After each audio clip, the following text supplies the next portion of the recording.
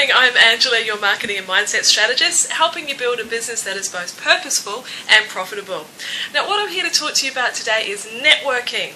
Now, we know as small business owners that our networks are really important. You've read the blogs, you've heard people talking about it. You know that it does help you to get away from behind your desk and out there into the real world. But networking can be a bit scary. So I wanted to share with you an experience that I had last week and let you know how I handled networking and made it feel a little bit more comfortable. Now, I've got to admit, I've been in the networking closet for a couple of years. If you go back years before that, I actually did start and run my own women's business network on the North Shore of Sydney.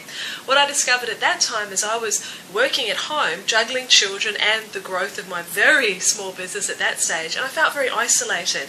And no doubt a lot of other women I thought would be feeling the same. So a great friend and I started a network for women on the shore.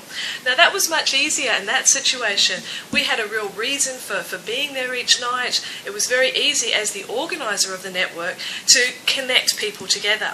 Now, fast forward a few years, I do a lot of speaking at networks. Again, very different situation. As a speaker, lots of people want to come and have a chat to you afterwards and pick your brain.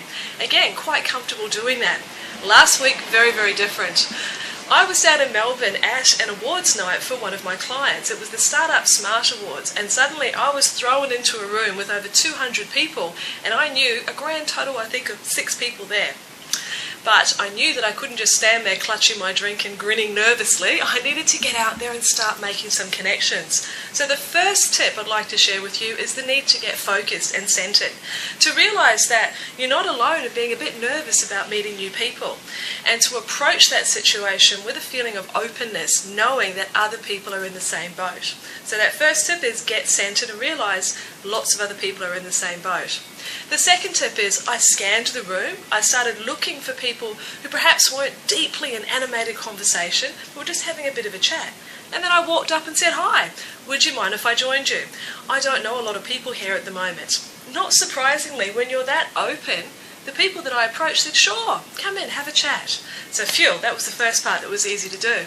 Then I simply looked at their name tags and went, Andrew, can't remember his name, such and such a business. What's that all about? A very open-ended question that allowed Andrew to then tell me all about his business. Now, when you're practicing good listening skills in those networking situations, it's very easy for the conversation to flow. The other person that I was with there as well, I asked them the same question. And then the conversation flowed. It was very, very simple. I noticed another tip here is there was another person, a bit like me, roaming around at first looking a bit lost. So I invited them into the conversation. And, really important tip, do a quick summary of what it is that you're talking about. This new person, let's call her Cheryl. Cheryl, this is Andrew. He has such and such a business and we were just talking about XYZ. And this is Paul. He has such and such a business and we were talking about ABC. This brings Cheryl directly into the conversation and she feels included, and it's very easy for her to join in and take part. So that was a very simple way of starting off those networking conversations, and they really did flow. Again, it was easy towards the end, after I'd spoken with them for a few minutes, ascertain whether or not I could be of service, ascertain whether or not there was somebody else I'd met in the room that perhaps I could connect them with. Because this is what networking is all about. I strongly believe you don't go in there with what clients can I get, what's in it for me. Go into those situations with a feeling of abundance. Who can I connect? How can I be of service to the people in the room? It has a completely different slant and the pressure's off you. Now, not surprisingly, by the end of the night, I did have a few business cards. So that's when the next tip comes in. Make sure you follow up.